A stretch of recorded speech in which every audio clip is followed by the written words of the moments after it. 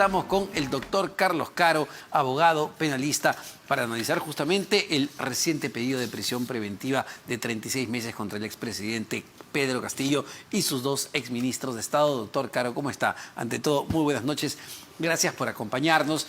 Y bueno, en realidad era algo previsible, digamos, era algo que se esperaba de parte del Ministerio Público luego de que el 17 de febrero el Congreso de la República finalmente decidiera acusar y levantarle la protección constitucional que tenía Pedro Castillo.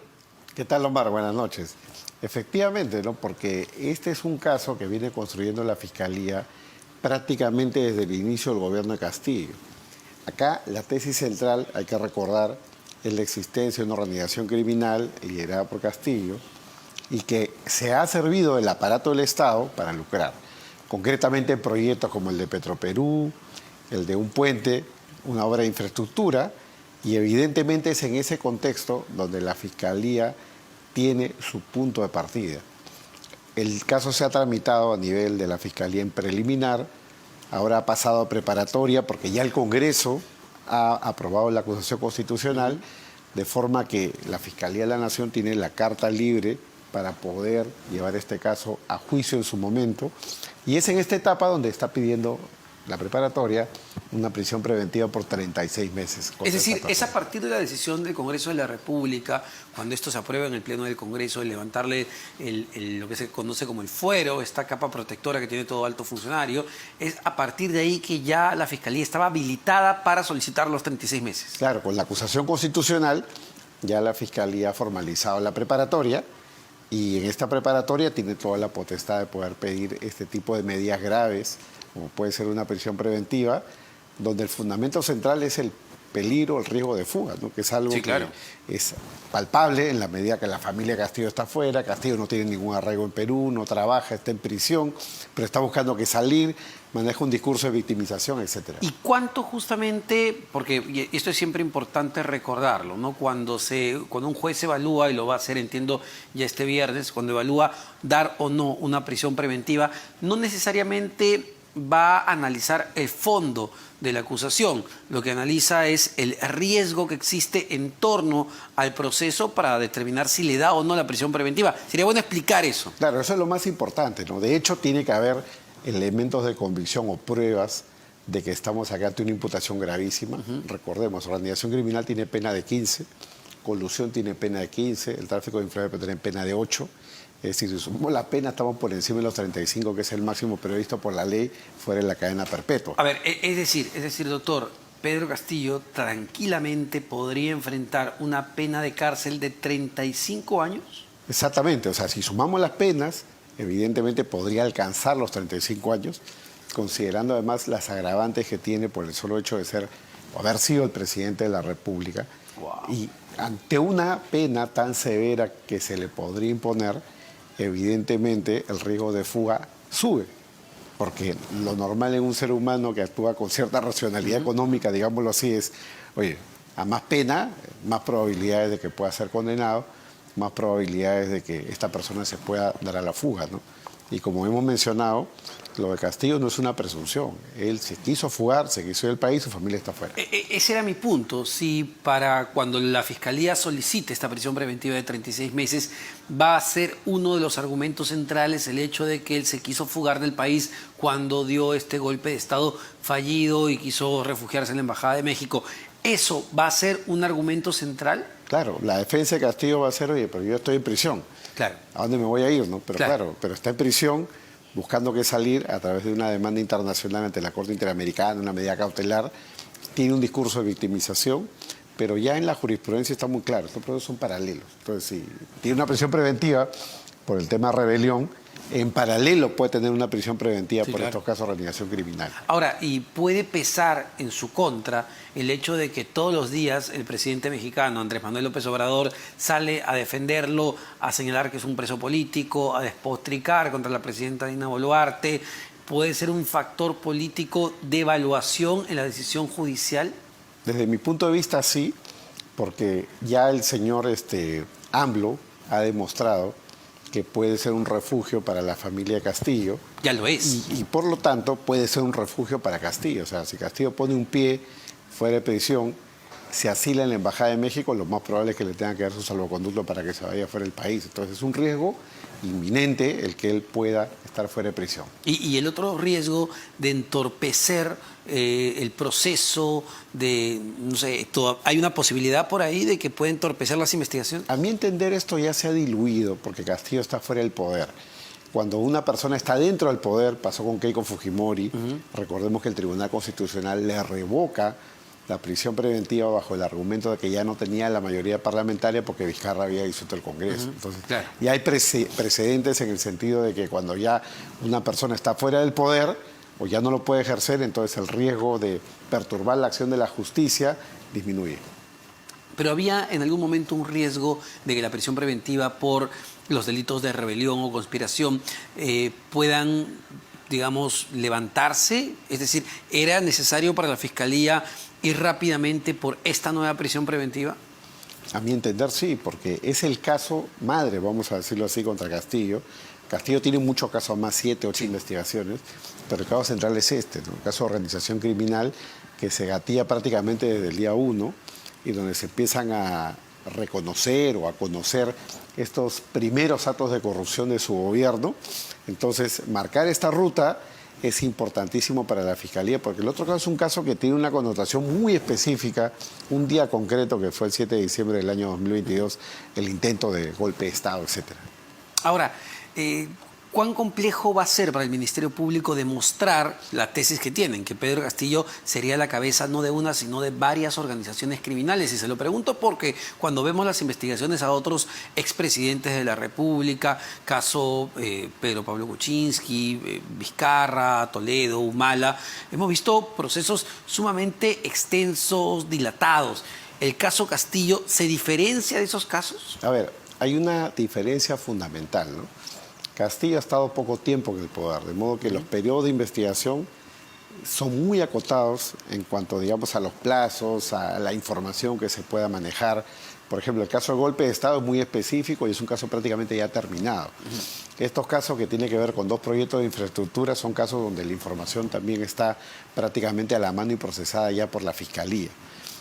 Más complejo es cuando es un proceso que proviene de hace 15, hecho de hace 15, 10 o 20 años atrás, como el caso de Kuczynski, donde además el equipo de Lavajato tiene ya muchos casos en etapa intermedia y tiene que pasar, digamos, a la etapa de acusación, etcétera, ¿no? Y ahí yo creo que en el caso de Castillo el reto de la Fiscalía está en acelerar los procesos. Y para ello tiene una ventaja.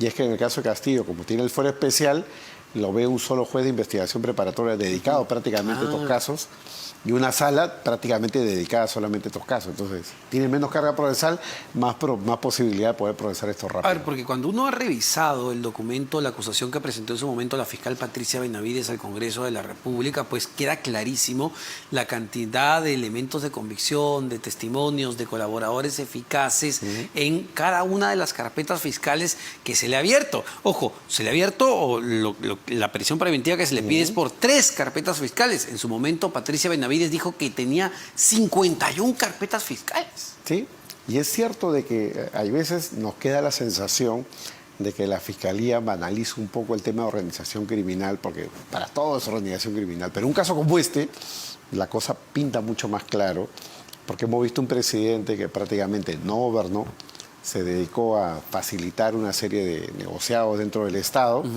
poniendo a gente de su entorno, rompiendo la meritocracia y siempre tratando de buscar un provecho, y la Fiscalía hizo su trabajo, porque esto es de manual, como siempre digo. El paso número 1 está en desarticular la organización criminal. Y al estar Castillo fuera del poder, prácticamente esa es una primera meta que se ha logrado y ahora lo que sigue es seguir los procesos. Y a ver, si hacemos los paralelos, doctor Caro, con la situación de otros expresidentes de la República, con casos muy distintos. No hay que olvidar, el expresidente Humala estuvo cursando una prisión preventiva también por un caso de financiamiento de campaña en partidos políticos, no por corrupción, hay que aclarar. El caso del expresidente Pedro Pablo Kuczynski tenía que ver cuando era ministro de Economía. Pero en el caso Castillo hay una particularidad. que los colaboradores eficaces que se tienen son del entorno más cercano, cosa que no veíamos en el caso de los otros expresidentes. Claro, la mayoría de ellos han sido delatados por Odebrecht, ¿no? Exacto. Ya más lejanos, Empresas, no eran ¿no? de su entorno, era una Claro. empresa, ¿no? Que estaban buscando una colaboración a nivel internacional en Estados Unidos.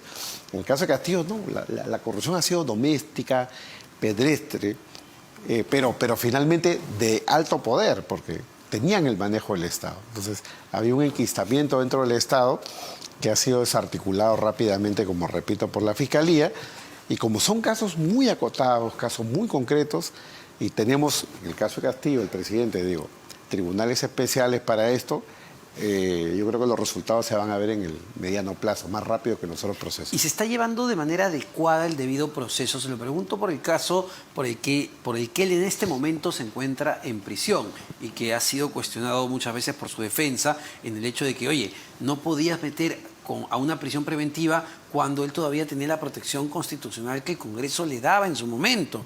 ¿El debido proceso se ha cumplido en el caso de Pedro Castillo? A mi entender hay acá una gran duda, ¿no? De hecho, escribí un artículo hace unas semanas atrás cuestionando un poco este punto, porque si para la Fiscalía el delito de rebelión es un delito de función, tenía que pasar por el Congreso. Pero acá lo que ha habido es una solución política. El Congreso hizo una suerte de levantamiento de la inmunidad presidencial bajo el argumento de que hay flagrancia. Es un tema sobre el cual no hay nada escrito, no hay precedente, y lo que ha hecho la Corte Suprema, la Sala del Dr. San Martín, la Sala Penal Permanente, es confirmar esta interpretación, que como digo es novedosa porque no ha habido ningún precedente y menos se pensaba que un presidente en funciones podía estar procesado bajo tales términos, ¿no? Pero este otro caso, que es el caso de renegación criminal, es un caso que no tiene ese problema.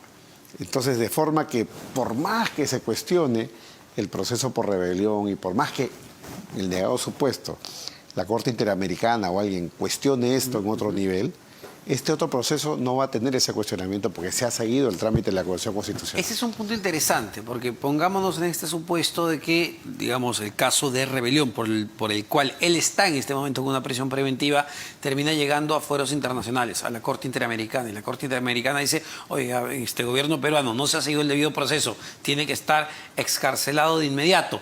Si él ya tiene una prisión preventiva por organización criminal, vamos, no podría ser excarcelado. Exactamente, no podría ser excarcelado bajo ningún término, precisamente porque son procesos paralelos, son prisiones preventivas paralelas, y lo único que en este momento podría ser cuestionado, de lo que se ha conocido, es la prisión preventiva por el tema de rebelión. Por eso era importante entonces que el Ministerio Público avance con este pedido de prisión preventiva y que también el Congreso de la República acelere los procedimientos para levantarle la protección que tenía en esos casos. Porque siempre todavía entiendo, y a ver, era lo que se leía en el debate legal constitucional, estaba en duda lo que había ocurrido ese famoso 7 de diciembre, ¿no? En cómo había actuado el Parlamento y cómo había actuado el Poder Judicial. Sí, sí, todo céleremente con la finalidad de, digamos, aplacar este intento de golpe de Estado y evidentemente generar una consecuencia o reacción penal inmediata que era la prisión, ¿no?